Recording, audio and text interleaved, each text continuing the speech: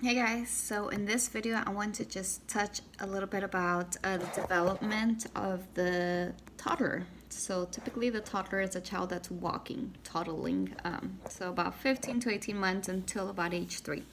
So our young toddler friends need to move a lot. They cannot be asked to stop moving, they must move.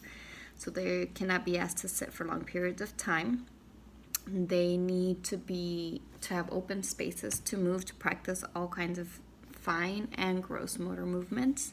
They like to put in a lot of effort, so they like to carry heavy things, big buckets, heavy chairs. They like to push chairs and tables. That's normal and that's very appropriate. Getting the medicine balls is good work for them to pick up and carry. Little wagons or wheelbarrows that they can push and pull are very important, and they put heavy things in it and they transfer them from one area to the other. That's great work for toddlers.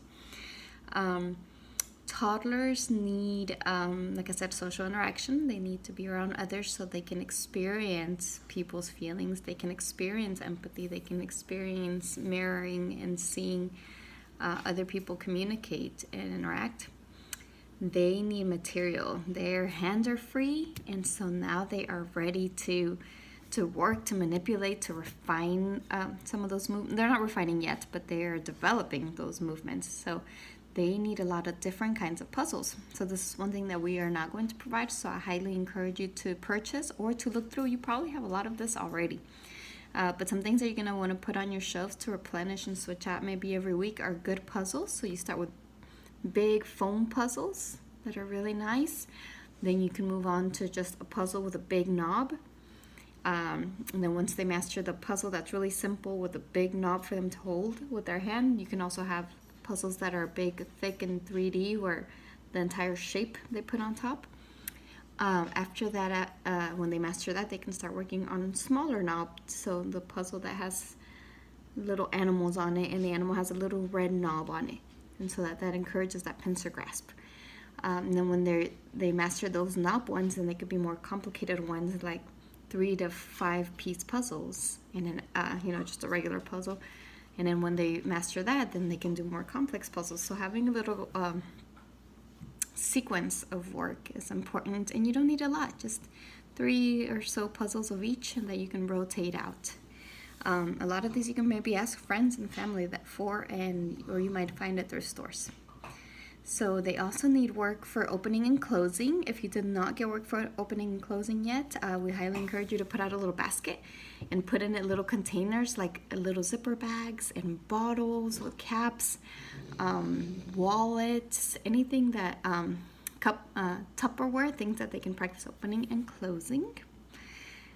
Toddlers need a lot of work on being independent and caring for themselves. So a little low mirror with their own brush, learning how to wipe their nose. So having a little vanity or somewhere low at their sides where they can see their face and practice wiping their nose and combing their hair. Again, they're working on toileting, so they need the opportunity to use the toilet to have a potty their size.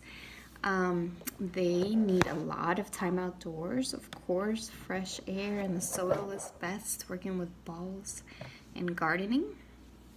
Toddlers need a lot of language. They're in a sensitive period for gaining language orally, right? So they need an oral rich environment, beautiful books that are illustrated with real pictures of real things.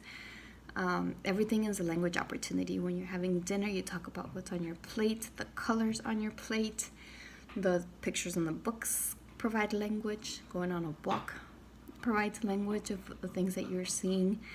So being very intentional with just given vocabulary.